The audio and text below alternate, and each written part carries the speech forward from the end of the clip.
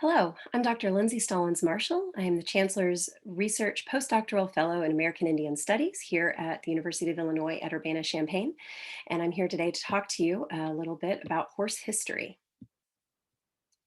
So the university where we would be meeting in normal times, the University of Illinois, which funds my research, is able to do so because it enjoys the material benefit of settler colonialism. This university sits on lands belonging to Peoria, Kaskaskia, Piankashaw, Miami, Mascoutin, Odawa, Sauk, Meskwaki, Kickapoo, Potawatomi, Ojibwe, and Chickasaw nations.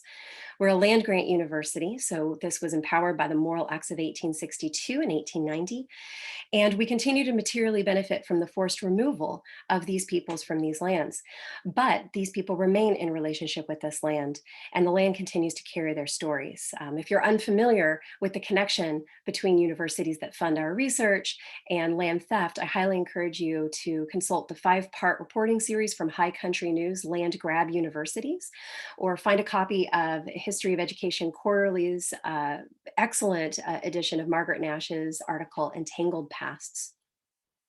Now, my work primarily is on the construction of public memory and Native history in the US West. And because of that, I run into a lot of horses. The research I'm going to present today, I developed specifically for a conference called Traces of the Animal Past that was held in November 2019 at the Archives of Ontario at York University.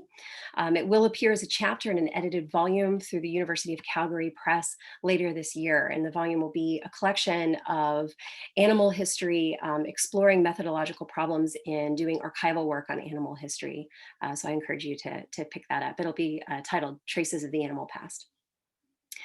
So in 2014, Lakota elder and language teacher Albert Whitehat spoke with director Keith Braveheart for the documentary We Are a Horse Nation. And in describing Lakota Nation's relationship with horses, Whitehat mentioned, we don't have any word for animal in our language. Animal, as I understand it, means a second-class citizen that doesn't have a mind. We call them oyate, nations. And that's the same word that's used to describe Lakota Nation, oyate. There's no difference between describing Horse Nation and Lakota Nation. This is not the language of metaphor or poetry. But animal history too often fails to consider the Indigenous point of view in human-animal relations, particularly in historical human-animal relations. And that perpetuates Indigenous erasure in the historical narratives, and it prevents historians from centering animals in our work. And there's a reason for that. It can be very problematic to deal with archival animals. Writing animal history itself raises the central question of whether or not it's even possible for us as human researchers to understand the animal point of view. Sometimes animal historians shy away from speaking for animals, which is wise, but they can do so in a way that actually becomes just as anthropomorphic as presuming to speak for animals out of our own imagination would. The Euro-American scientific division between animal and human cognition, perception, and communication is itself deeply anthropomorphic. And citizen Potawatomi botanist Robin Wall has written extensively about this kind of reverse anthropomorphism. In addition, when we're dealing with archival animals, archives are human constructed, so they reflect the biases, prejudices, and epistemologies of the humans who created the sources, cataloged them, and maintained them, organized them, present them in finding aids. In the United States, that means that they frequently belittle and even erase Indigenous knowledge, and they present both human and institution-centered source bases from which we write human-centered and institution-centered histories. Even recent excellent historiography of the US West environmental history carries these prejudices through the use of terminology, words like domestication, which make sense in a Euro-American context. They don't make a lot of sense when we move into Indigenous human-animal relationships. Words like nomadic, which have historically been used to undermine land claims from Native nations and undermine Native sovereignty. These privileged settler frameworks in our histories. A lot of this recent historiography examining things like the carrying capacity for grazing animals in the US West to try to measure the impact that Euro-American animals have on the landscape, that research even still uses problematic formulas from the Bureau of Land Management, for instance, to measure the impact a grazing animal might have on the land. Oftentimes in the historiography, horses appear merely as resources, not beings with whom to have relationship. And even when we're writing Indigenous histories, oftentimes settler historians revert to settler frameworks to describe the engagement between Indigenous nations and their horse relatives, or the way that Indigenous nations, enter into relationship and partnership with horse nations. We tend to place Euro-American constructs that see horses as modes of transportation, aid in hunting, aid in battle, sometimes in subsistence, and we don't consider them beyond those material categories.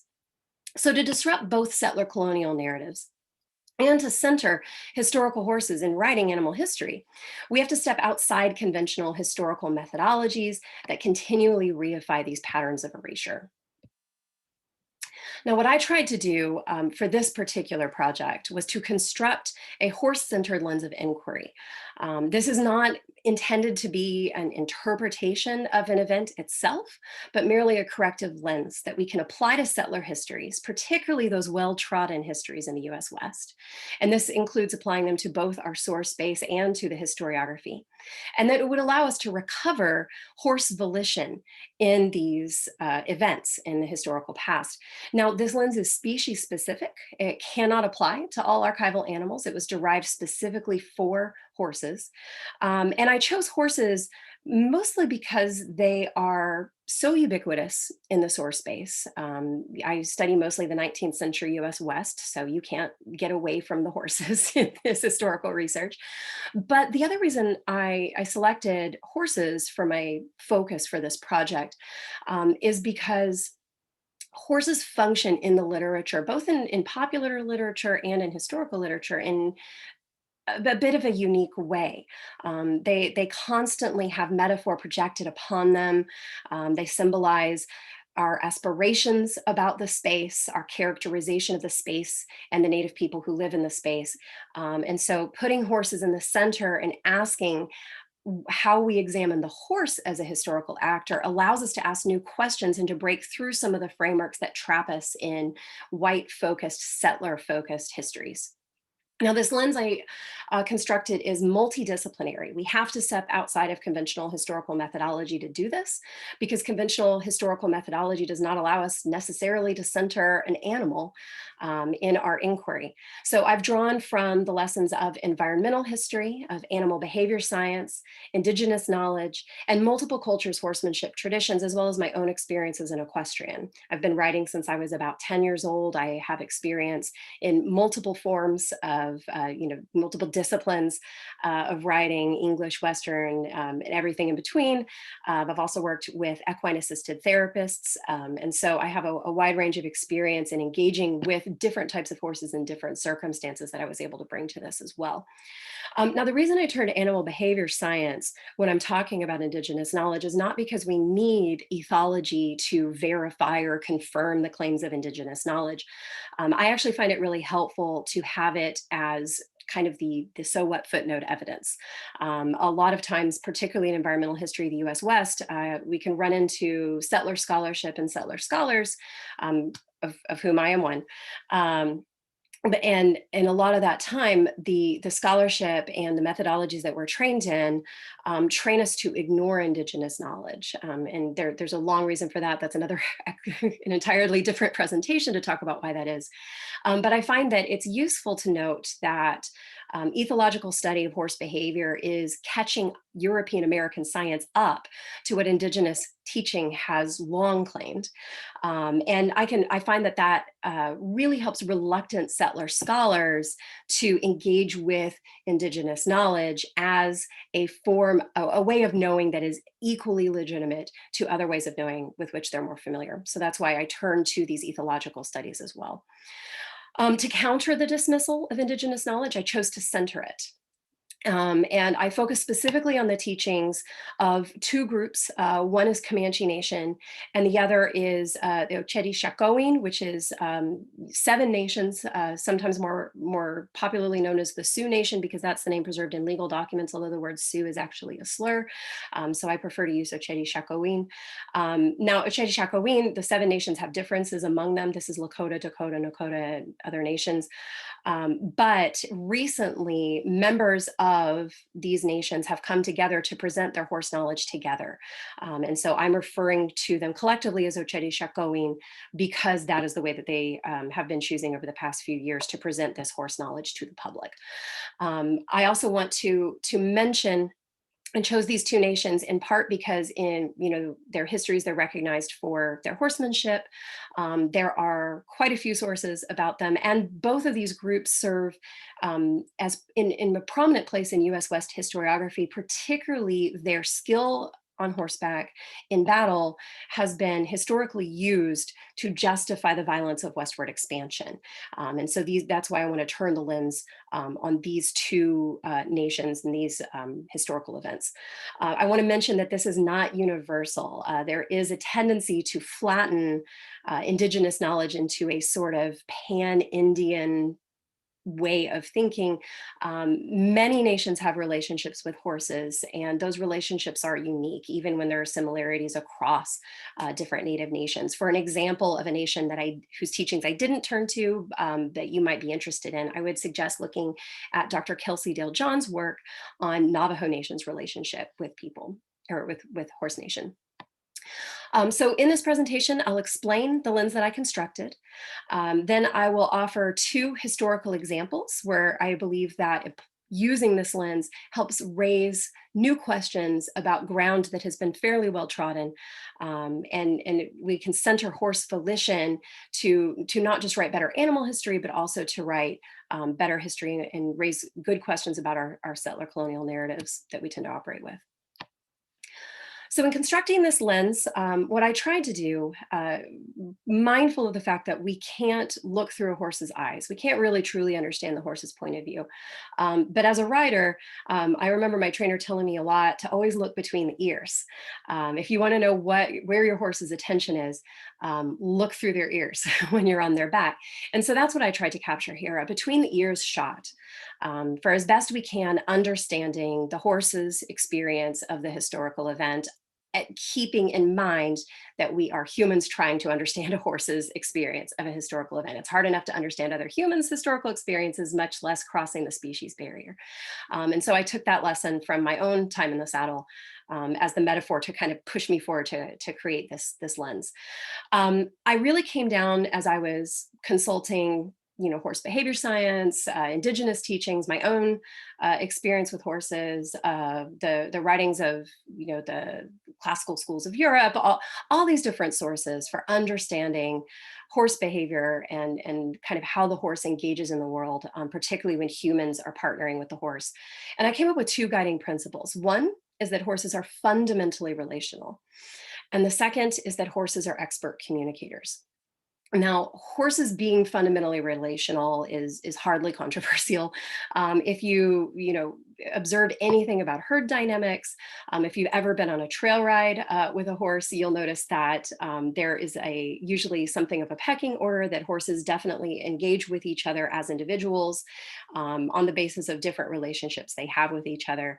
They're just simply not interchangeable. They actually do form strong bonds with each other. A lot of horse care involves introducing horses to new groups very carefully to avoid, the kind of fighting that could get them injured. If a horse passes that had a longtime companion horse, there are specific things you need to do to help that horse adjust to the loss of its companion.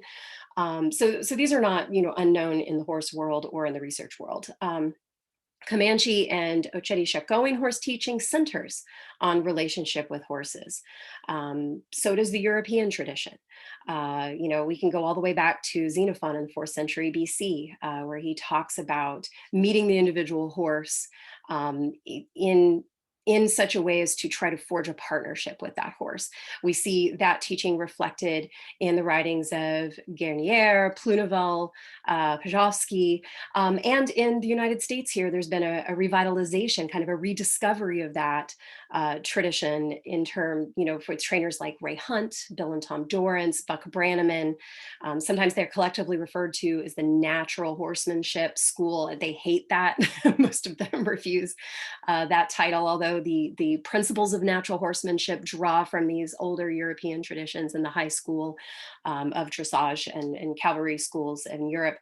But these teachings are also, dominant in Indigenous teachings and Indigenous horse relationships as well. So for instance, I was able to, I work with a group called Natsu Puuku, which is a Comanche horsemanship organization that serves as a wild horse rescue, and then also a way for Comanche youth to learn the horsemanship that they've been born into, the history of it, and to learn from current practitioners. And we held a tribal horsemanship camp 2 summers ago out in Elgin, Oklahoma.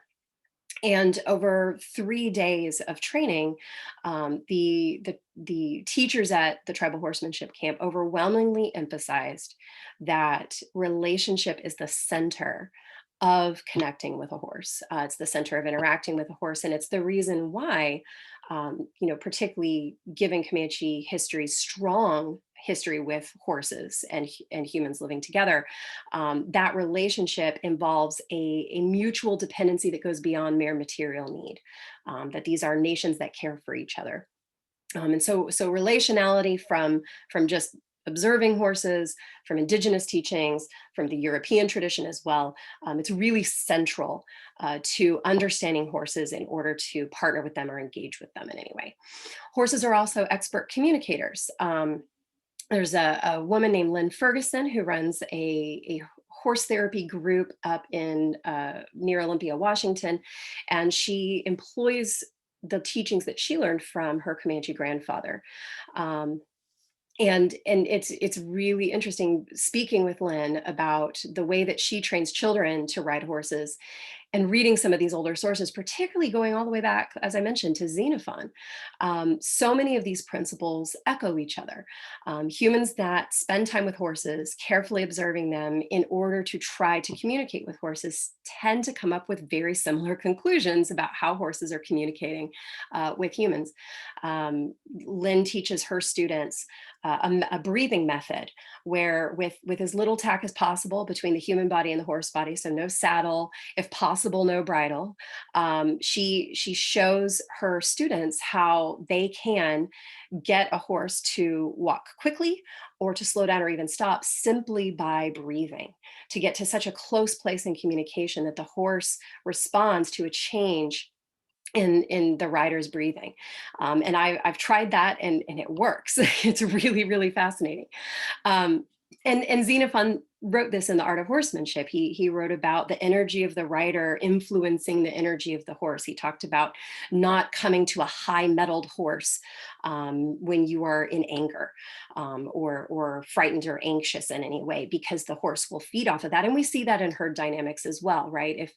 When horses are in pasture, I had a horse in California and he lived at pasture. If one horse bolts, the whole group bolts. And that makes sense from an evolutionary perspective. You don't wait to check and see if the mountain lion's really there, because then you're the one that gets eaten by the mountain lions. So they mirror each other. The energy passes between them. These are ways that horses communicate with each other, and they extend that communication to humans. Trainers like Buck Brannaman, Bill and Tom Dorrance, Ray Hunt have talked about feel. Feel is a profoundly physical and emotional communicative connection. It can be direct and indirect. So you can lead a horse through feel through the reins, by moving your hand in such a way that the horse moves they'll move their head, but really you're telling them to move their feet. But there were a lot of, I'm looking for the word, a lot of techniques that you do in what's called groundwork, where you're on the ground working with a horse in a circular area called a round pen, where you work on indirect feel, asking the horse to move or come to you based on your energy in your body, your position, that sort of thing. This is based on observing herd dynamics, and this is something practiced by people like Ray Hunt, and it's something practiced again at Natsu Puuku's tribal horsemanship camp. One of our trainers, Patrick O'Lory, taught the students how to get a horse to what we call hook on, where you connect with the horse and then you walk away so that the horse comes with you, and that's feel. So horses are expert communicators. Ethological studies have demonstrated that horses prioritize human activity. They demonstrate a desire to respond quickly to human attempts at communication, and the studies have shown that this is actually like a desire to communicate, not necessarily a fear response or an anxiety response. They can request help. There was a study recently that showed that horses can request to have a blanket put on. Some people are experimenting with those talk buttons with their horses and coming up with some very interesting results from that. They can judge and remember facial expressions. There was a study where they showed horses photographs of humans wearing very angry facial expressions, and then the horses met the humans in person, and the humans wore a neutral facial expression, and the horses responded as though the human was angry. So they not only judge that, they remember. They can judge someone's trustworthiness based on that memory of those visual cues. There was even a study in 2017 that demonstrated that horses can determine whether a human has the ability to help them. So they had someone hide a treat while the horse watched, and in half the cases there was another person standing next to the person hiding the treat, and in some the person came in after the treat was hidden, and the horses responded based on whether they thought the person in the room could help them find the treat. When the person hadn't witnessed the treat being hidden, the horse went to find the treat for themselves. When the person was watching, the horse went to the person to ask for help retrieving the treat. So horses are not only can communicate, they are excellent communicators, and they seem to be pretty good judges of human ability as well. They seek partnership. So for this lens, based on all of this information, I assume that the horse first has volition and the potential to exert it. If you've ever been on a horse that didn't want to do what you wanted, you know that. Two, that the horse values relationship both with human partners and other horses. And three, that the horse attempts to communicate and understand what's being communicated with the horse. So the two historical narratives I'm going to talk about today, these benefit from a horse-centered lens of analysis that takes the horse's volition seriously. The first is reports of Comanche wild horse capture from the 1840s and 1850s, and the second is the Battle of the Greasy Grass from 1876. So I selected Comanche horse capture, in part because so much misrepresentation of Comanche people in history stem from the kind of European imagination of the Comanche connection with horses. Indigenous people in historical texts are often presented as kind of pseudo-mystical horse tamers. And this feeds the wilderness myth that has been used and continues to be used to justify westward expansion. So George Catlin and Baldwin Malhausen are among two European or Euro-American travel writers who traveled through the Southern Plains and spent significant amount of time with Comanche Nation in the first half of the 19th century. Catlin published his work about it in 1844. Mulhausen published in 1858. So they're writing within about a decade of each other. Both describe an event where they witnessed Comanche people capturing wild horses. And they both describe the event as a violent display of dominance. And what we know about horses really leads us to believe that Catlin and Mulhausen are describing something through their filter, something that makes sense to them in a Euro-American notion of animal-human relationships as primarily relationships of dominance and force. It doesn't really make a lot of sense based on what we understand about horse behavior, and it really doesn't match Comanche reports of their relationship with horses in the Southern Plains. And these accounts are really important because they've been used to justify vilifying Comanche people while war against Comanche Nation was going on in the late 19th century, and then to justify it later in public memory. Comanche people are often presented in narratives of the US West as uniquely violent, uniquely frightening. Um, there's ongoing conversation about that in US West historiography, and even some very popular books fall into this trap, even when they're trying to bust settler colonial myths. So I think it's important to re-examine this. Now, Mulhausen obviously is applying his European dominance kind of oriented frame to the relationship with the horse. He describes the horse in his account as a prisoner. He uses the word prisoner for it. This horse has been taken captive and forced to work as a prisoner. Both writers describe the Comanche horse catcher as lassoing a wild horse and then, quote, choking the horse down. So nearly strangling the horse to the point that the horse falls to the ground. And then Mulhausen mentions that once the horse is on the ground, the Comanche man walked over and, quote, breathed several times into his open nostrils. And at the end of both of these accounts, the wild horse is suddenly magically obedient. And this makes no sense at all from a horse behavior point of view. And it doesn't match, as I said, Comanche reports of their own history of engagement with what we call wild horse populations. The wild domestic category gets messy, but we'll use it just for time's sake. So I consulted with Lynn Ferguson, who I mentioned earlier, also the sadly now departed Comanche elder Juanita Padaponi, and several others who center horse relation in their horse teachings.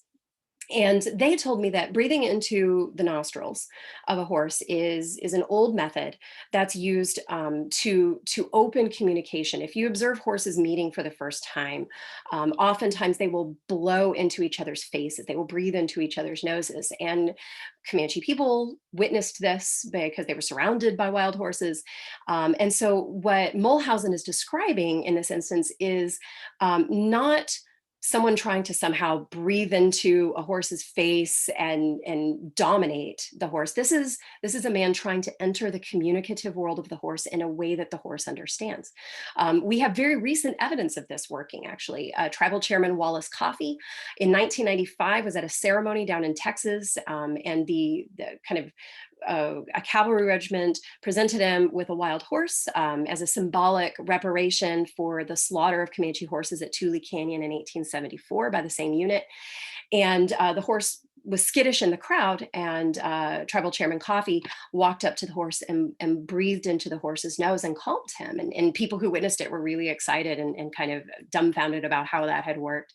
But it's an old tactic. At a 2001 tribal horsemanship camp for youth in Comanche Nation, a trainer named Chris James demonstrated that method for the students who were learning how to enter into relationship with yearling wild horses. The point of the camp was to teach Comanche methods for training horses and also rescue wild horses. Natsu Puuku is kind of continuing this tradition.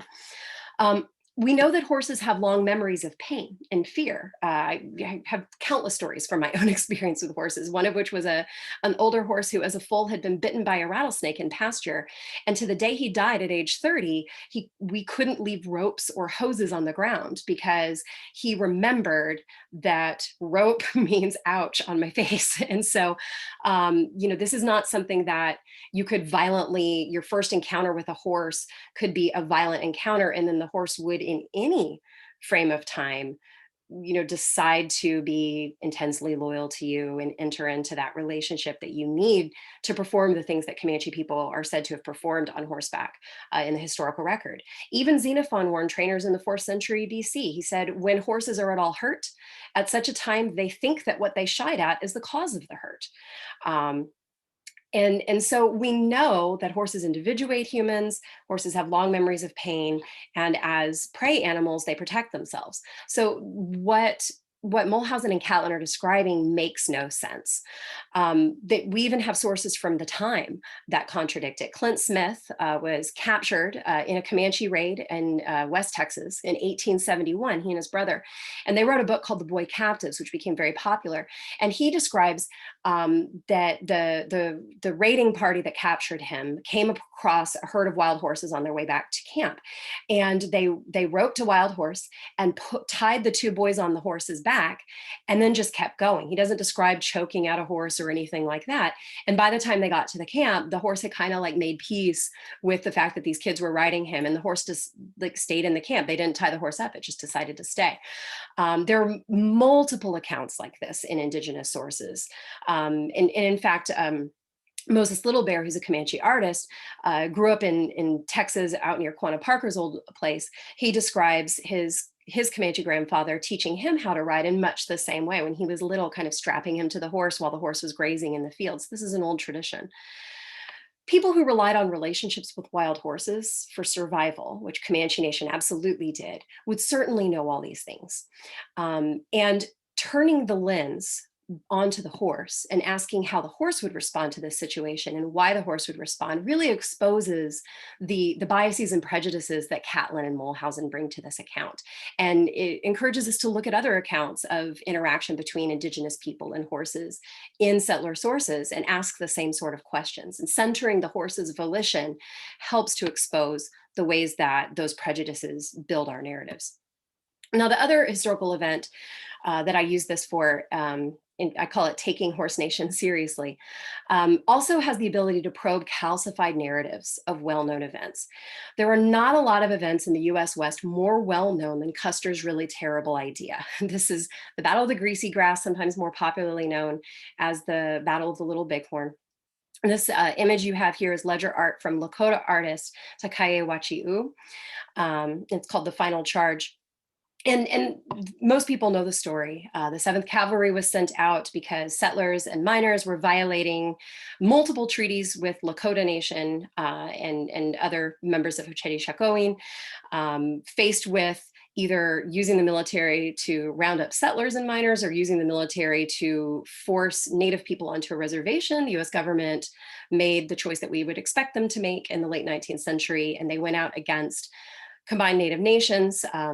Custer was sent to scout the location of a summer camp of Lakota, Dakota, Arapaho, and Northern Cheyenne peoples. And Custer, having fallen out of favor with the powers that be, decided he wanted to try to repeat his great victory at the Washita in 1868 when he led a genocidal action against a winter camp of Southern Cheyenne peoples. He tries, he fails, and we know the rest of the story. The outrage ensued, and this turned into an all-out war on H264, particularly Lakota Nation, ending in the confining of Lakota peoples who were not able to cross the border into Canada to reservations on the Northern Plains. One very unknown incident in this event is the fate of poor Private James Turley. Private James Turley was in Company M under the command of Marcus Reno. And Reno ordered a charge at the beginning of the battle, realized it was a terrible idea, called a halt to the charge, and every horse stopped except for the horse carrying poor Private James Turley, who went straight into the camp. After the battle, he was found without his horse on the ground with his own dagger hilt deep in his eye. Now, it's not a major strategic moment. Nothing changed because of Turley's misfortune, but it raises a really interesting question. Because the way cavalry battles tend to appear in the historiography, when the US Army wins a battle against Native nations, often the histories credit superior weaponry and superior tactics. When they lose, oftentimes the histories credit that imagined mystical bond between Indigenous person and horse that serves to kind of try to separate Indigenous people from other people to further justify the military action against them. But Turley's horse raises a question. Why did Turley's horse not stop during the charge? Every other horse managed to stop. And when we center the horse and the horse's volition, that raises a lot of new questions about histories of mounted battles. So a little about Turley. He was from Troy, New York. He was a laborer. His father was a barkeep. We don't really know if he had any experience with horses. It's possible. Troy was a trade town, an industrial town. There was a lot of, kind of horse activity, but we don't have a lot of detail about his younger life. But he was assigned to Cavalry Company M. He signed up in 1872, rode with them until the battle in 1876. Um, and we know a few things. We know that within Company M, there were some people who were not experienced with horses. In fact, the Lieutenant John Ryan was court-martialed earlier in 1876 because he had whipped a private who had cut a harness off a horse instead of taking it off carefully, which indicates that there was a level of inexperience. A lot of the letters home from officers complain about greenhorns in the unit and things like that. So, the assumption is among the few historians who pay attention to Turley and, kind of just a casual observer, maybe Turley was inexperienced and he was unable to stop his horse. That could be hunger and thirst could be an issue. We know that they had been on a long march and the charge was ordered toward the river. So perhaps Turley's horse was very thirsty and decided that he was going to get that drink after all. That's a possibility for why Turley couldn't stop the horse. We do know that Custer reshuffled all the mounts in his unit to color the unit so that when he looked at the field, he could tell, Company D was gray and Company F was chestnut, and Company M was the mixed unit. It was the leftover horses that didn't have enough. So we don't know. Turley might not have been on the horse he'd been riding for 4 years. It might have been the first day he was on that horse, or it could have been the same horse and the horse was disrupted by the disruption in the unit. Again, if you've been on a trail ride, you put those horses in the wrong order, things can go very wrong.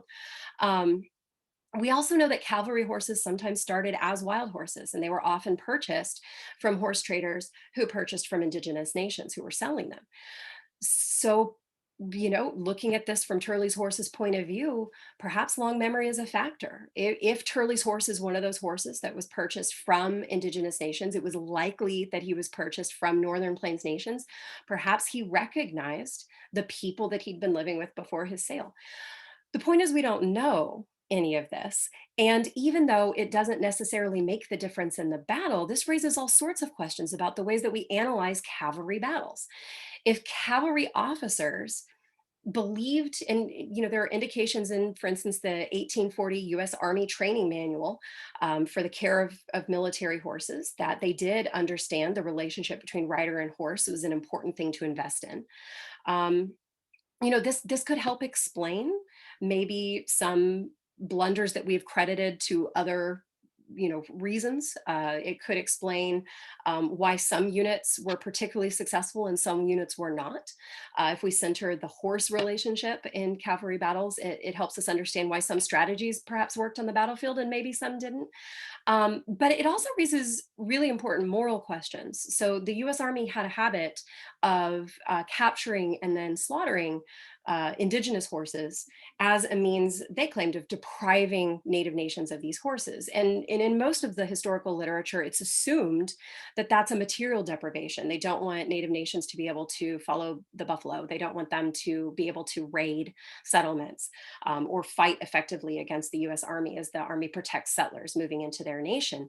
But if they do understand that relationship is the center, that raises a whole new moral dimension to actions like Randall Mackenzie's at Tule Canyon in 1874, where he slaughtered 2,000 captured horses and was reprimanded for it because it was a waste. This is not just depriving transportation or subsistence, this is attacking members of the community. And so this raises a lot of questions about how we view battles in the US West, and particularly military conflict between Native nations and the US Army. We can only learn to ask these questions and learn to find the answers by leading these historical horses from the margins of the narrative and into the centers of the text that they're in. So this image is from the Black Horse Ledger, which is at the Newberry Library. And I love it because I've seen that look on a horse's face. I don't know if you have too. But the greater point here with this horse-centered lens of analysis, Turley's horse, for instance, did not turn the tide of battle at the Greasy Grass. But acknowledging his volition as a full participant in the battle can dramatically change our understanding of it. Centering horses as relational beings and sophisticated communicators, and as beings who materially influence historical events, rightly reorients our methodologies and epistemologies when they have long considered the value of their bodies and labor, but not their minds, wills, and partnerships. This reorientation also challenges narrative frameworks that characterize horses, and by extension, their indigenous human companions, as interlopers on the land with which they remain in relation. Such an approach pushes against Euro-American historical practices that cast skepticism upon Indigenous histories, as well as scientific knowledge that fails to account for Indigenous knowledge and its theories. Therefore, centering horses and their experiences in historical narrative is a powerful tool for decolonizing historical research.